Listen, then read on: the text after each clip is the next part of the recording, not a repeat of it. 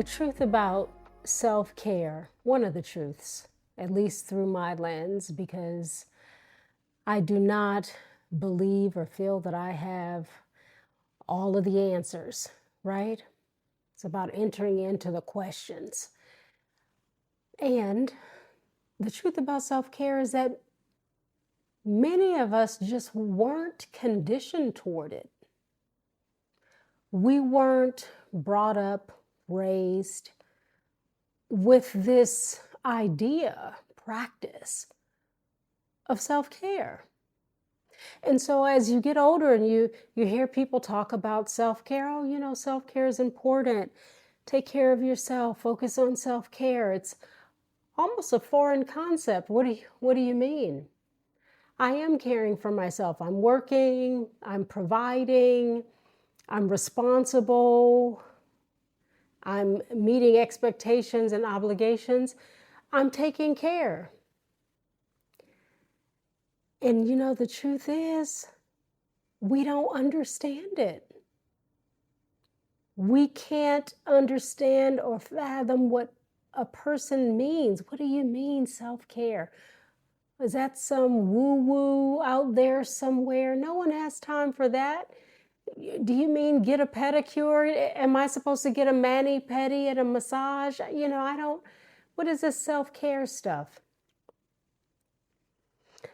And it's sad because caring for ourselves is so important that it makes me curious about how it goes missing, how it is that we can raise children and skip the care.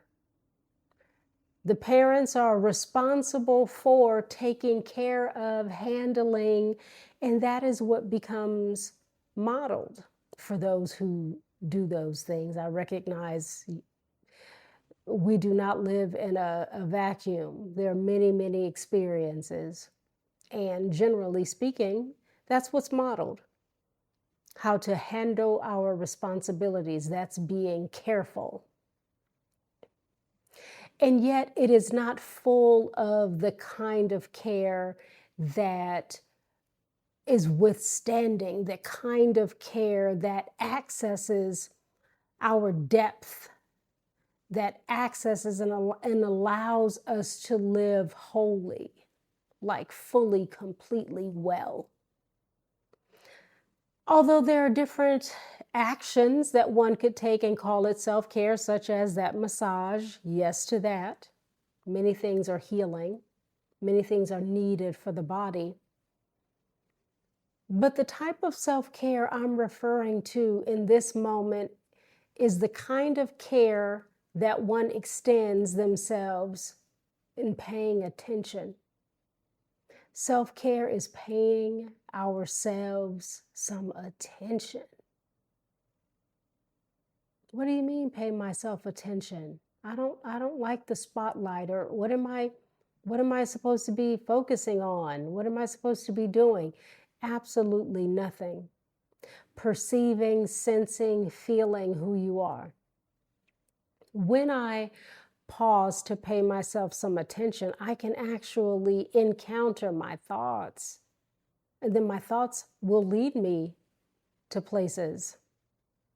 And wherever they lead me, that becomes information that has been within me, but I've not paused and given it the time and attention to even notice. Self-care is turning life around so that it faces you, so that you can understand your feelings. What am I feeling in my body? How long have I had this pain? How long have I felt so disconnected or dissociated from my life? How long have I felt depressed, overwhelmed, dysregulated? Self-care is really focusing on yourself, and not in a selfish way, right? Not to the dismissal and disregard of others. We want to be mindful and take care of what we need to be mindful of and take care of in our lives. But it's to be self-full. I need to be so full of paying myself some attention that I know where my feet are planted in any given moment, that I'm not blindsided by the ways I manifest in my life, by the things that show up, by this headache that's been pounding. To focus on self-care, to pay oneself attention, is to be in alignment and communion and awareness and attunement with yourself. Otherwise, how do you know what's happening with you? How long have you felt that way? Oh, I don't really know. I'm just, I just noticed it right now. I'm just feeling that maybe a month or so, or that points to moments when we are not practicing self-care. Because yes, going to the spa, mani-pedi, a restful vacation, yes, self-care. Let's put that under the umbrella of self-care as well. That sounds great. However, those things can also be a distraction to the self-care that is synonymous with paying ourselves some attention, because we're actually going and doing things. We're not dropping into being. So today, what I want to do is have us look under a different rock of self-care. And I say under a rock because a lot of times it's hidden under something heavy. We don't want to necessarily turn that lens around and become the subject. And yet that's how we come to know what is and what isn't. How did I allow myself to spend 15, 18, 20 years in this relationship? How did that happen? I've been miserable for all of them minus the first 6 months. Yeah, it happens when we are just responsible and going along and feeling obligated, but we're really not pausing to drop in, to pay ourselves some attention, to take care of the self. We've just been going along for the get along, or just going along. The way the wind can blow a tumbleweed just all along through time and space. It'll keep on going as long as the wind is blowing. And in our lives, the responsibilities and roles and all of those things that we accumulate, those things become the wind. They just blow us along. And the wind, it has no real direction. One moment is going east, the next moment it's west. It's all over the place. The tumbleweed was headed in one direction, now it's made a sharp left. The roles and responsibilities and all of those things that we wear and we allow to take over our lives, much of that is important. But if we're not lifting up that rock to find the truth of how we're doing, how we're feeling, how we're being, then we're missing a crucial part and a crucial ingredient, which is us in the equation of the roles and responsibilities that we're attending to. That is how we go from happiness in one moment to decades of misery, because we've not paused to pay ourselves some attention. We've not been taught that. Oh, don't be selfish. Don't focus on yourself. Don't worry about yourself. Worry about everyone else. Be there for everyone else. That's the mantra that we hear in life. Don't be so selfish. You're always thinking about yourself. You know what? Think about yourself. Think about yourself in a deep way, not a superficial way. Think about yourself and how you feel what your needs are, where you're not paying yourself attention. Focus on yourself so that when asked, how long have you felt? When did you notice? You actually know.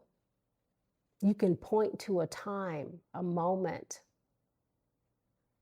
because you take care to take care of yourself, because you turn the lens around and you allow yourself to become the subject in your life so that you can understand who you are, which allows you to understand others, which allows you to see yourself in relation to others.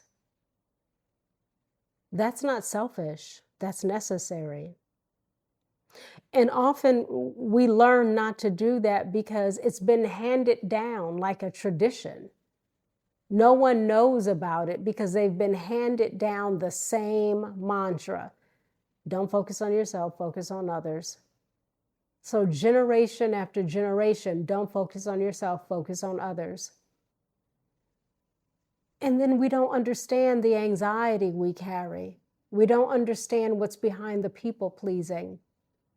We don't understand why it's so hard to say no and have boundaries, and why we just need to be liked, and we don't understand. And it makes sense because we've not paused to pay ourselves some attention. We've not paused to turn the lens around where we're the subject so that we can grow our understanding. How can we understand something we do not carve the time out to be with? It doesn't magically appear, understanding. Understanding doesn't just fall from the sky. It requires curiosity. Self-care is to be curious about who you are. It's not about a bunch of doing, and do the doing. I'm not going to tell you not to get that massage, right? Feel good about yourself. Wear the skin you are in. Yes, that's important. And the intangible, the things you cannot see that still infiltrate your life, that's important to be with. And in order to be with it, you have to become curious about it. You have to be the subject. And you deserve to be the subject. You deserve to be known unto yourself. Often we say, oh, I don't feel seen. I don't feel heard. And those things are real. I'm not dismissing that. I want to add to it. However, I want to add, do you see yourself? Do you see yourself clearly? Do you see yourself well? Do you hear yourself? Do you hear yourself clearly? Do you hear yourself well? And are you behaving in a way that is true? Are you behaving in a way that reflects the sight of your seeing? Or is it, no, I'm not seeing myself clearly or well. Yeah, be with that. Because if we truly are seeing ourselves well and clearly and being heard and all of those things from within, then our lives would reflect that. We wouldn't be out of alignment. Who we are on the inside is how we will be on the outside. So when we ask ourselves, how can I allow myself to keep on keeping on down this path that I know is not best for me, whatever that is? Well, then ask yourself, when was the last time I turned the lens around and became the subject in my life? Because it's quite possible that you haven't done that yet. And yet is the operative word. Because yet means there's room and space to do it. And it's a practice.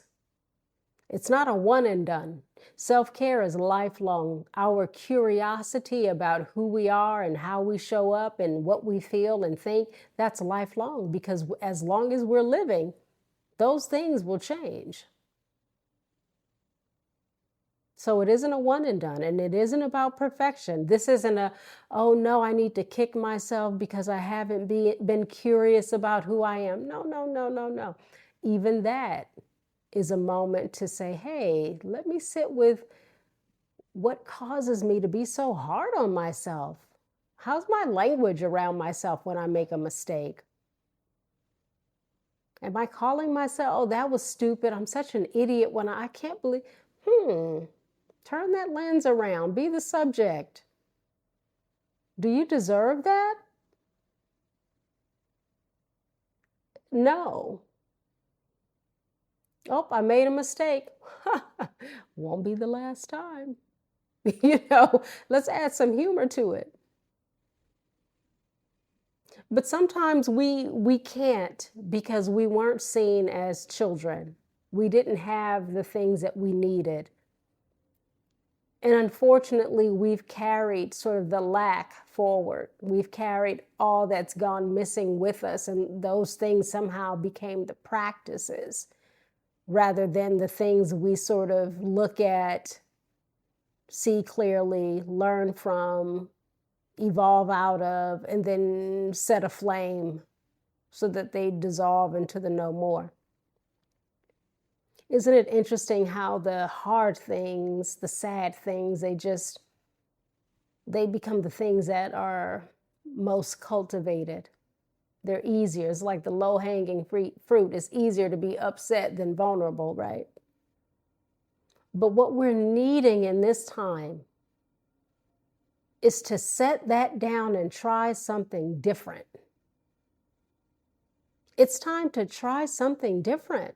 We get one life, and if what we're experiencing isn't landing, isn't really bringing us joy, isn't reflecting the highest vibration of who we are, then what are we doing, and how long are we going to keep on doing it? Now is the time to turn that lens around and be the subject in your life, to become curious about who you are, to take care of yourself. That is self-care. To take care of who you are from the inside out. And it's a journey, not a destination. Because you and I, we possess great capacities. We have many layers. We aren't linear. The dimensions are many, so the practice becomes dynamic. Our practice of self-care, of curiosity, of turning that lens around so that we are the subject in our lives, oh, that's dynamic. And as hard as it may sound or seem or be in any given moment that the spotlight is on us, let us not forget the great capacities we possess. Because we can show up fully for ourselves. Because no one has the power to dim that. We can't control the sight of their seeing.